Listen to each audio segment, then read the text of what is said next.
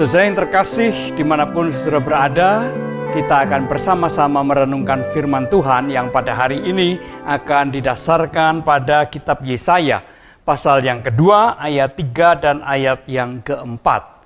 Namun sebelum kita membaca firman Tuhan ini, mari terlebih dahulu kita satukan hati kita di dalam doa. Jikalau sesaat lagi kami membaca dan merenungkan firman-Mu, kami memohon pertolongan dan pimpinan dari Tuhan, supaya firman itu tidak hanya kami dengarkan, tetapi juga kami lakukan dalam kehidupan kami sehari-hari.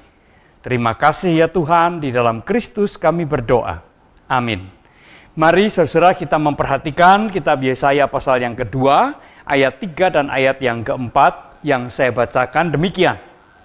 Dan banyak suku bangsa akan pergi serta berkata, mari kita naik ke gunung Tuhan, ke rumah Allah Yakub, supaya ia mengajar kita tentang jalan-jalannya, dan supaya kita berjalan menempuhnya.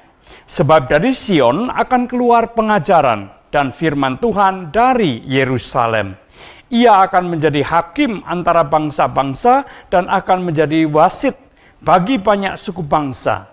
Maka mereka akan menempa pedang-pedangnya menjadi mata bajak dan tombak-tombaknya menjadi pisau pemangkas.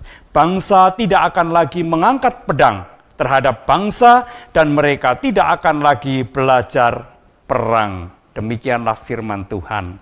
Saudara yang terkasih dalam Tuhan Yesus Kristus, ada suatu kecenderungan yang barangkali tidak selalu kita sadari, yaitu bahwa setiap orang itu selalu ingin menjadi pemenang. Dan seringkali pengertian pemenang itu adalah mengalahkan orang lain.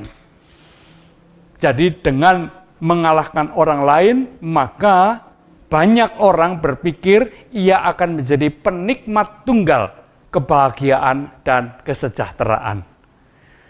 Apakah benar demikian? Bisakah kebahagiaan dan kesejahteraan sejati dinikmati sendiri, sementara orang-orang yang ada di sekitarnya tidak menikmati hal tersebut? Saudara yang terkasih dalam Tuhan Yesus Kristus, bacaan kita dari kitab Yesaya pasal yang kedua, ayat yang ketiga dan keempat tadi, mengatakan bahwa pedang dan tombak itu simbol kekuatan untuk mengalahkan bangsa lain. Tapi sekaligus juga tombak dan pedang menjadi simbol keserakahan, ketamakan, dan kekerasan. Hal itu dipergunakan untuk mengalahkan bangsa-bangsa lain dengan keyakinan bahwa jikalau bangsa-bangsa lain sudah ditaklukkan dan dikuasai, maka bangsa itu, bangsa pemenang itu akan menjadi penikmat tunggal, akan sungguh-sungguh menikmati kesejahteraan dan kemakmuran di atas penderitaan bangsa-bangsa lain. Saudara yang terkasih dalam Tuhan Yesus Kristus, keyakinan yang menurut saya sesat. Kenapa? Karena yang dikalahkan atau bangsa yang dikalahkan tadi tidak akan tinggal diam. Bangsa-bangsa yang dikalahkan juga selalu akan mencari kesempatan kapan mereka bisa bangkit dan mengalahkan bangsa yang pernah mengalahkannya. Maka lingkaran kekerasan pun mulai terbentuklah. Saudara yang terkasih di dalam Tuhan Yesus Kristus, firman Tuhan ini mengajarkan kepada kita bahwa kebahagiaan dan kesejahteraan tidak mungkin dapat diraih dengan keserakahan dan ketamakan ataupun dengan kekerasan.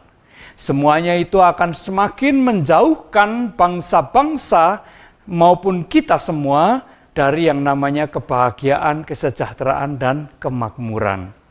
Nah, saudara yang terkasih dalam Tuhan Yesus Kristus, firman Tuhan tadi juga mengatakan barang siapa yang mendengar pengajaran Tuhan, barang siapa yang mendengar firman Tuhan dan menerimanya dengan penuh ketaatan, maka mereka akan meninggalkan atau mengendalikan hawa nafsu keserakahan atau ketamakan dan hawa nafsu untuk mengalahkan orang lain.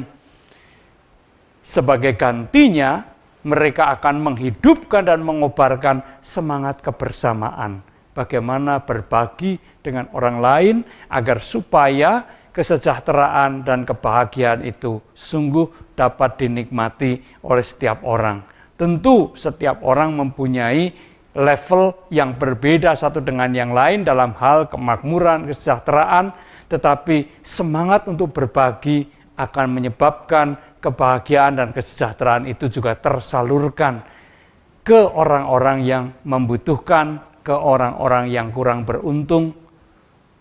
Bukan nafsu mengalahkan, bukan nafsu kekerasan yang dikedepankan, melainkan kebersamaan, semangat, kebersamaan, solidaritas, dan cinta kasih. Itulah yang menghadirkan kebahagiaan dan kesejahteraan yang sejati. Tuhan memberkati kita semua. Amin. Mari kita kembali berdoa. Terima kasih ya Tuhan untuk firman yang boleh kami dengarkan dan kami renungkan bersama pada hari ini. Biarlah kami mencamkan firman dan panggilan-Mu agar supaya kami juga memiliki dan terus mengobarkan semangat kebersamaan, solidaritas, dan cinta kasih dalam kehidupan kami. Terima kasih ya Tuhan, di dalam nama Tuhan Yesus kami berdoa. Amin.